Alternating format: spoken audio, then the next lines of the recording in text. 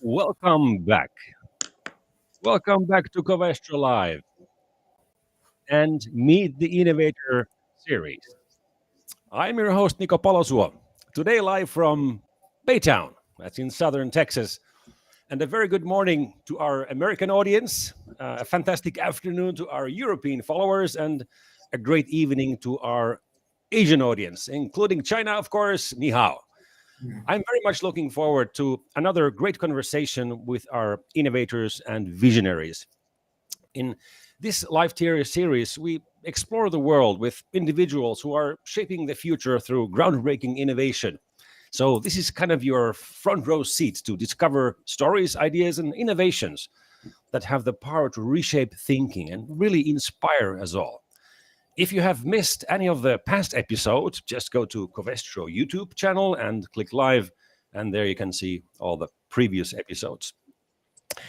Today, we want to discuss electric mobility and the future of transportation with experts from the world's biggest market for electric mobility, which is China. China has been really an early and large-scale adopter of electric mobility, and now, because of that, really sits at the top in terms of market size and also in the number of EV companies. According to EIA, China more than quadrupled its EV stock within the past 3 years to 11 million vehicles at the end of 22. Last year alone, 4.4 purely electric cars were sold in the country, which is a lot more than in other countries, as we know. And this brings me to today's panelists, Professor Ning Wang from Tongji University School of Automotive Studies. And let me get our panelists online. Here we go. Professor Wang, good evening to Shanghai. Good to see you. Good to see you. Hello. And we have Bob Gao. Zhongbao Gao, Bog among friends from HiPhi. Good evening and welcome, gentlemen. Morning. Good to see you. Fantastic to see you, and thank you for taking time out in your Shanghai evening to talk with our audience. And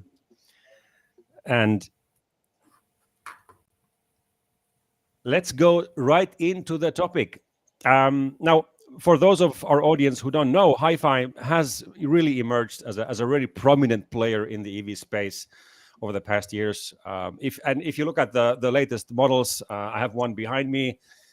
They really embrace many design features and ideas of future mobility, not only in terms of technology, but also in sustainability. So I think really cool stuff we want to talk about more soon. But before diving into HiPhi, you, dear audience, have a chance to join our discussion and give us your input. And we do that on Slido, like always. Let me show you the code. And actually, you can see the code already running down the screen. The first question is up already, which is, what is What are the most exciting innovations and technologies you have come across in the electric mobility sector? So please give us your input and your ideas so we can check them out and discuss them with you. And let's see what ideas you have seen, because obviously the electric mobility sector has many different innovations we have not seen yet. And with the changing of mobility, also changing features are coming along. So go to that address and have your say. But let's start with you, Professor Wang. Let's start with China. To understand better how China is where China is today. So, Professor Wang Ning, can you tell us a little bit about what are the key factors, in your opinion, that have really driven the growth of the automotive industry in China over the past few decades, and how, from your perspective, has developed the global automotive landscape? Please, Professor. Yeah. Hello. I think maybe there are three or even four aspects to promote electric vehicle development rapidly in China. The first reason, I think, maybe the energy safety problem. There are more than 30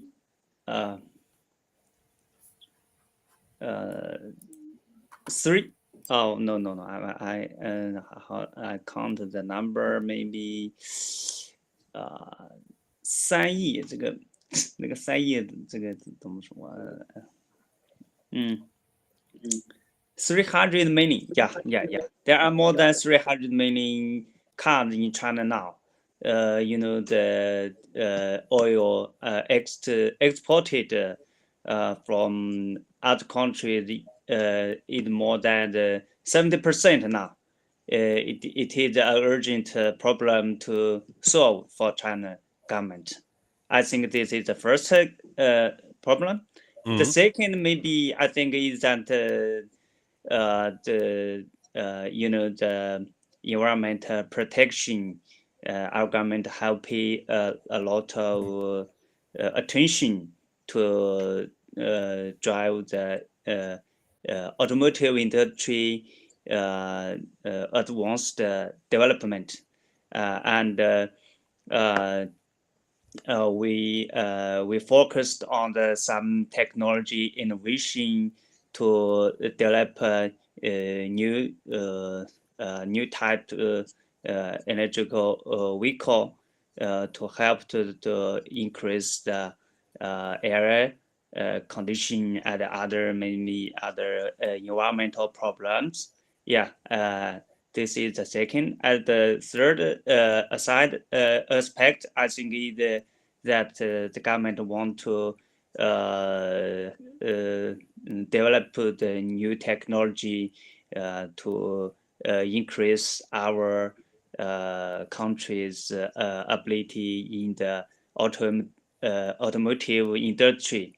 I think maybe from the micro level, there may be the three points about that. Is it okay? Yeah, absolutely. And I think if I read the latest news, we can also see how, obviously, alone, if you talk about the air quality in megacities, you can see already the effect that the more EVs you have, you're able to reduce the local emissions. Obviously, it's a bigger ecosystem overall, but just alone, the air quality definitely can improve if you increase the number of EVs. And this is, I think, we have seen in China already in many cities happening. But you have to obviously be active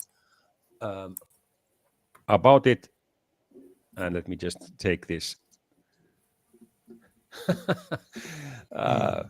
comment away from the user interface. Yes, thank you, Ning. Bob, let's turn over to you. We have, as I said, we have seen truly, I think, amazing innovation from the various HiPhi models, and I can maybe show a couple of examples now. Bob, can you talk with us a little bit about HiPhi's design philosophy? I mean, you have smart vehicle, smart transportation, smart city, smart everything. Yeah. Okay.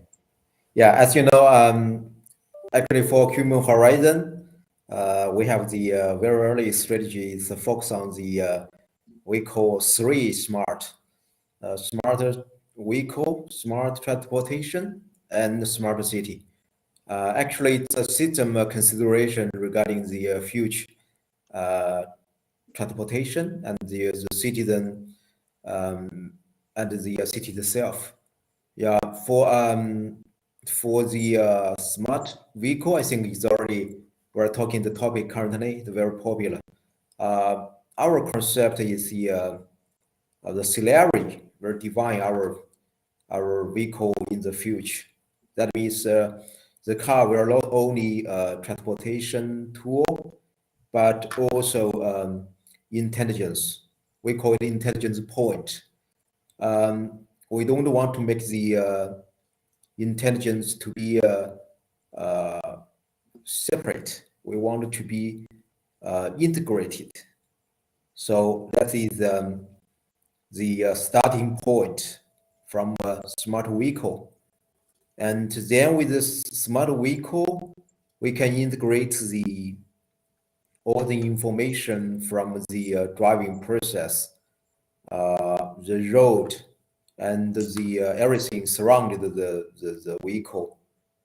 With the technology we now have is the 5G communication technology, the V2X communication, big data, and also the cloudy communicating. We can finally to sort out the detailed data to optimize the efficiency of current transportation. And this will also helpful to the safety during the traffic. Yeah, and finally, the information sharing will be helping us to achieve the autopilot finally. Yeah, and that is the go to the second level to transportation to be smart. And the final, we need to have the consideration of smart vehicle and transportation involved in the whole city. That's the target, because the current our city, you see the traffic, crowd, and the pollution. Also, as just Dr. Wang mentioned, the efficiency, environment problem. And with the optimization of the vehicle and the transportation itself, the information, the efficiency will be highly improved. So there are finally to go for the better city. Yeah, that is our current concept. Yeah. So Rico. Yeah, thanks, Bob. And we have seen how obviously in an urban city when vehicles become more intelligent, they will need to communicate not only with the driver but also with the environment. I just showed a few examples with using light and using light to communicate with the pedestrians, really, which I think is something we don't see so much yet in Yeah. mega cities. That you can look at a car which is partly autonomous and the car is talking with you. Not the driver is talking with you, but the car is talking talking with you. And I think that's one of these aspects where we have to look at cars in a completely new way, because it's not only it's the car as well as the driver who are actively communicating with you through different platforms. So super interesting to see Yeah. the developments already in the current HiPhi models. Let's talk a little bit about the yeah. I mean, if there's something you want to comment on that, Bob. Yeah, as I just mentioned, the smart vehicle, why we design the we call the communication lighting, because the old vehicle we focus on the driver itself or the passenger inside the car, but actually we want to move to the smart.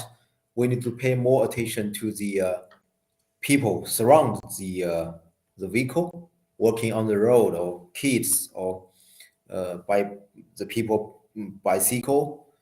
Yeah, so we need to have the communication with these guys.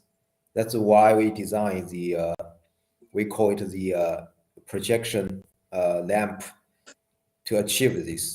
That is how to say to enhance the communication for all the guys involved in the transportation. Yeah, that is the first step. Yeah.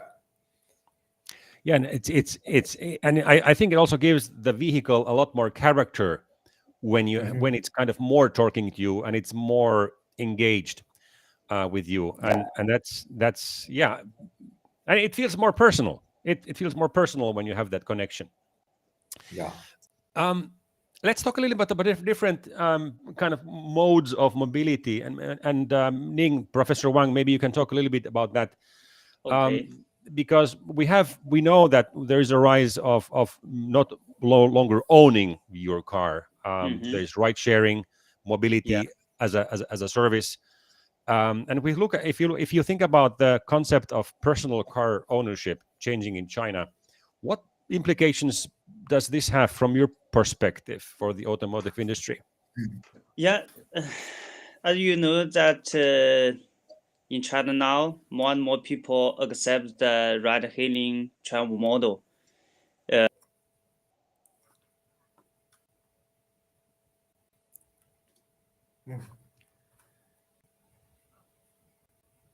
Looks like we got a few Yeah, a connection little issues delay, I too. think.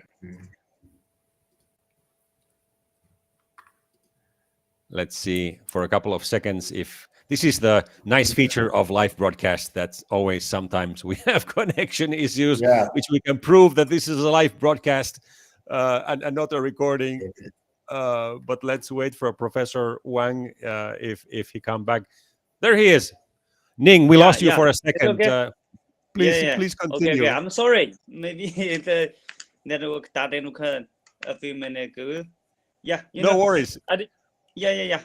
Okay. And I just said that more and more people accept the ride-hailing travel model in China now, especially the young people. But however, that the personal cars haven't been affected by the new traveling model. A lot of young people also want to own their own car, their private car. Yeah. This the ride-hailing is a good supply business model for mega city people traveling. When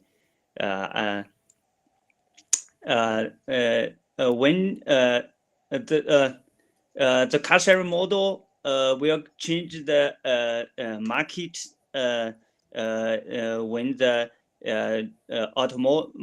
automators driving technology is matured, maybe 5, even 10 or 15 years later.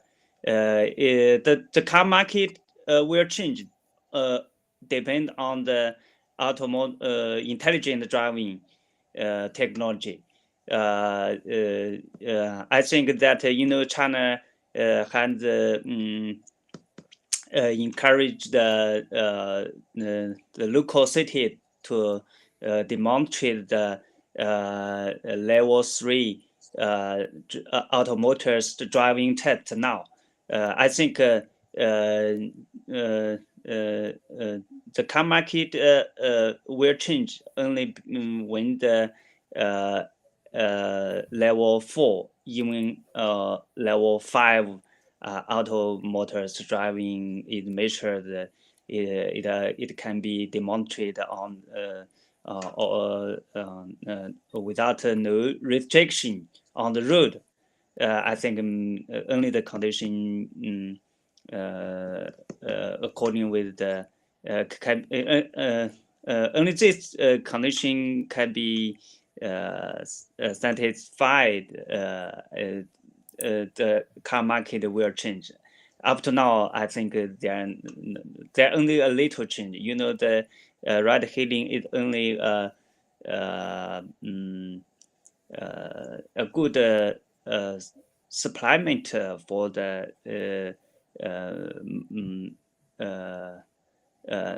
people for the people in megacity travel now.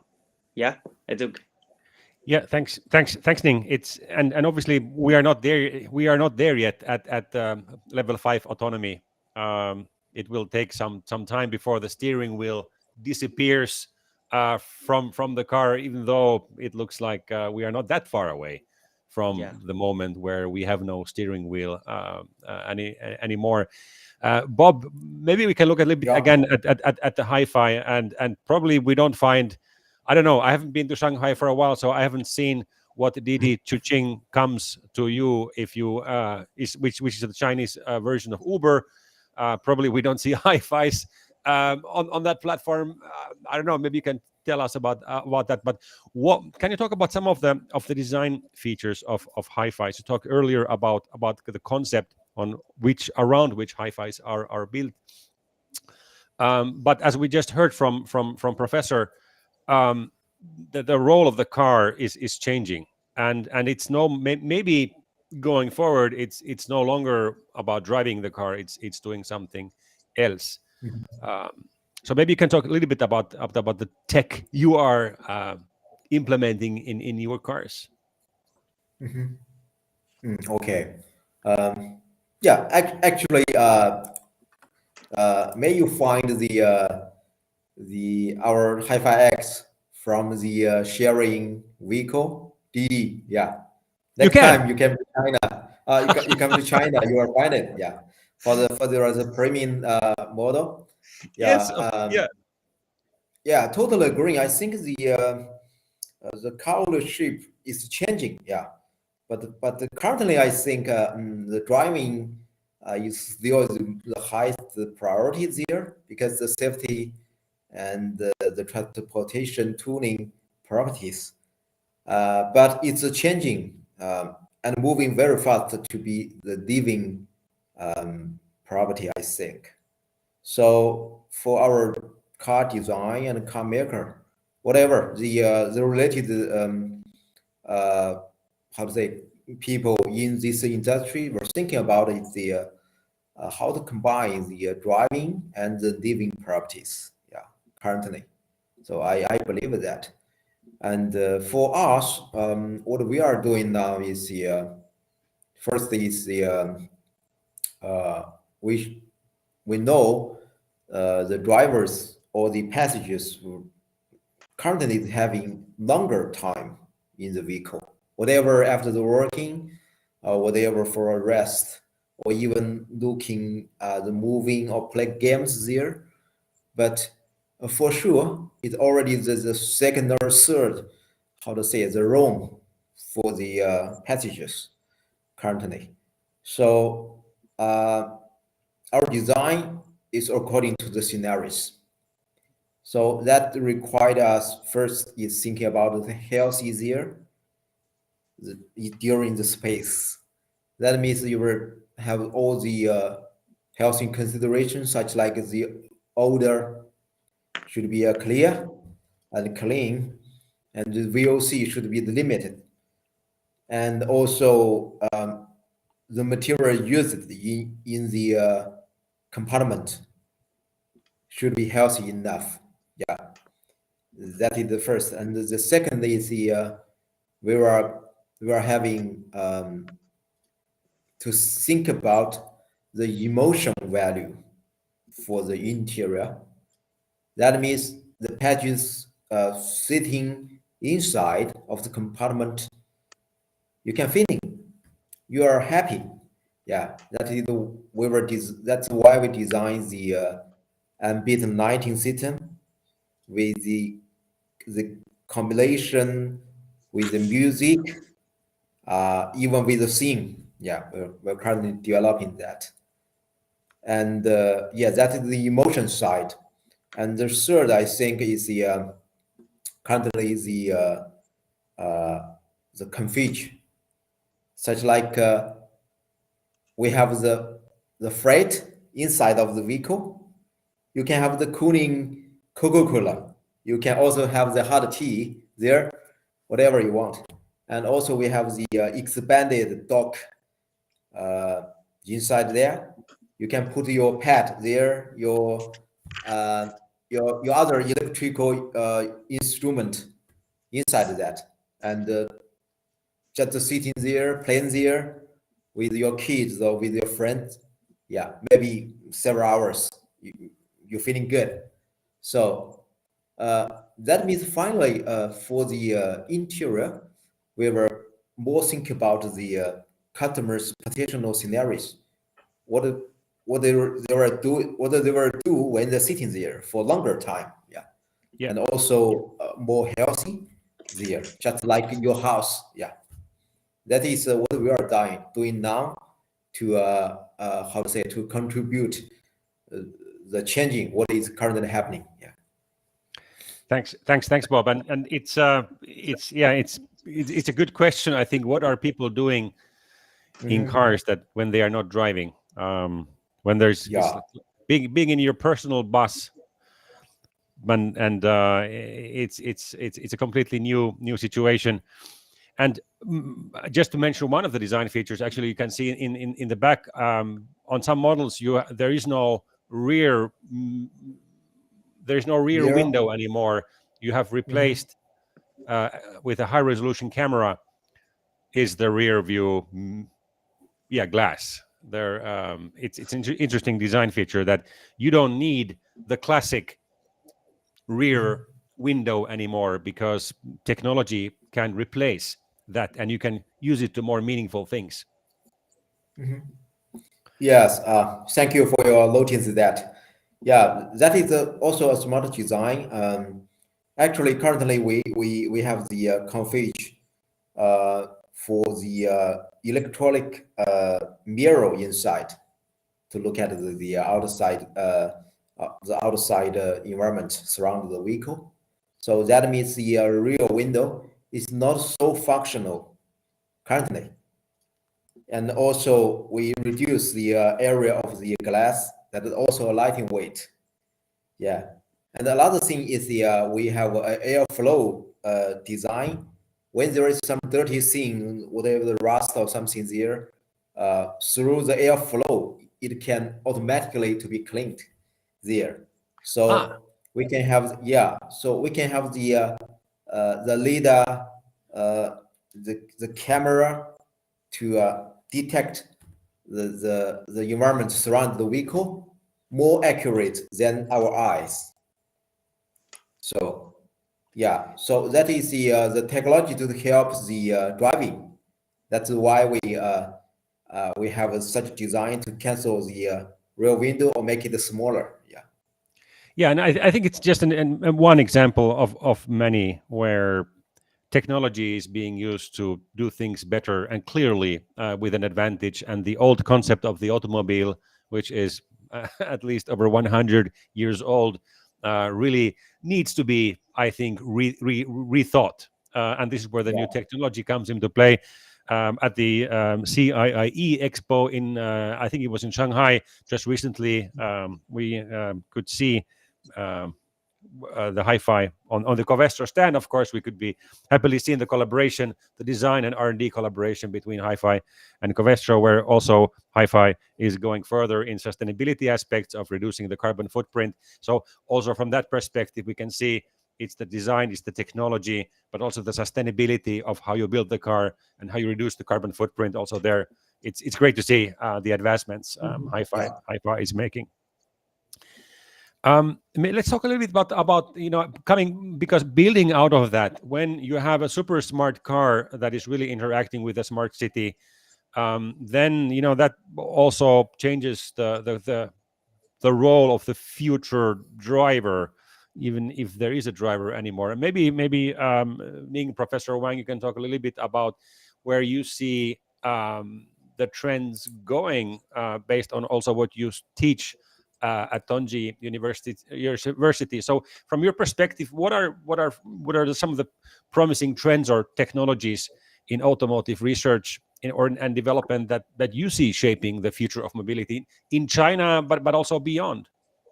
Yeah.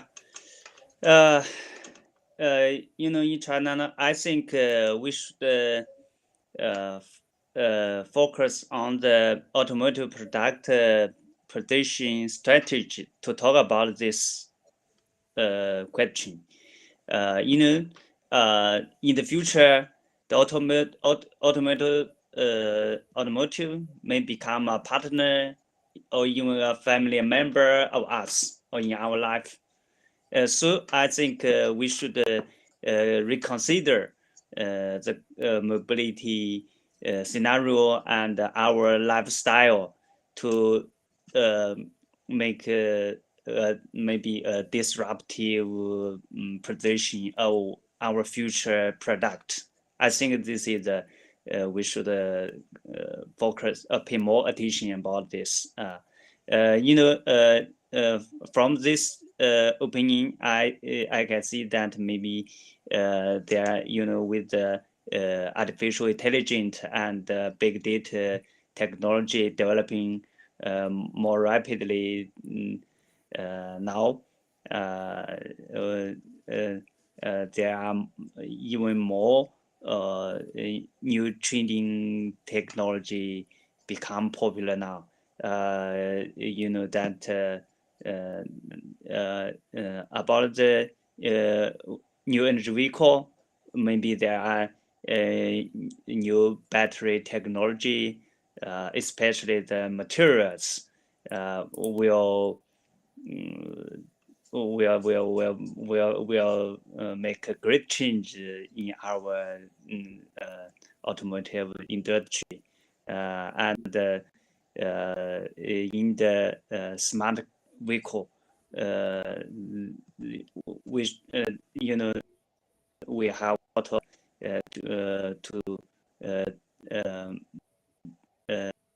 develop the smart automotive technology in the chassis, the intelligent driving system, and the system, and there are also where smart software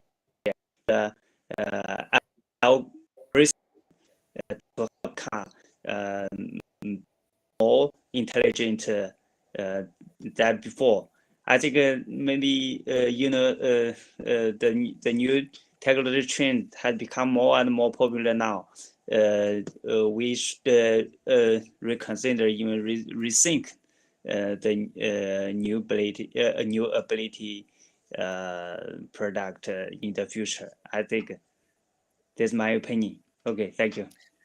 Thanks, Ning. And you I mean you talk about it when AI becomes more prevalent and we learn to trust the AI, and maybe if AI is in the form of your vehicle, then it is actually a family member. I don't know. I mean, I would love to get your thoughts on that, Bob, because I mean, I love reading the reviews of European journalists on HiPhis. I mean, I think we can buy your cars already in Norway and and Germany, and I've been reading that they say HiPhi is the Citroën of electric vehicles, which I think is a compliment, because also Citroën back in its time was very innovative and new in their approaches. But how do you see? I mean, how do you comment on what Ning just said about the future trends? Where do you see that from the HiPhi perspective going? Okay. Oh, thank you. This is the first time I hearing this recording. Actually, in Chinese market, we more hear the word the Chinese Porsche in EV. Yeah. And actually, I think the demand of the EV drivers currently is still on the shaping. I think it's not how to say fixed yet. When we look at the whole market in China or even the world, such as the driving performance, the space, the config, the premium or poor or not poor electrical. Currently still under discussion. But I think the main trade is already there. That means the potential customers for EV have a higher demand when compared with the gasoline vehicle. Currently, they want the car in the future more intelligent and maybe more functional. Yeah. So I think the way of design or develop the car, there's a lot of fixed yet. So we're still we're now still try to finding the main demand of the customer currently, I think. And our mission currently is focusing on the Techlux. We want to combine the technology, the high technology, and also the premium. That means we first focus on the perception quality of the car. That is also an emotion to the customer. They buy it and they want to have a different feeling. So this is different from the old fashion. Yeah, the old fashion, normally we have the design, bling bling, the leather, the wood, expensive metal, shining. Yeah, we don't want it. And currently we're thinking about provide more new fashion with high technology. As the several, the lamp, the high bolt, and just the rear mirror, the several technology we're now using, all want to achieve this target. And also we want more environment friendly. This is already the global rule. We also talked with the Covestro, sustainable material in the process to be used, and also recycling.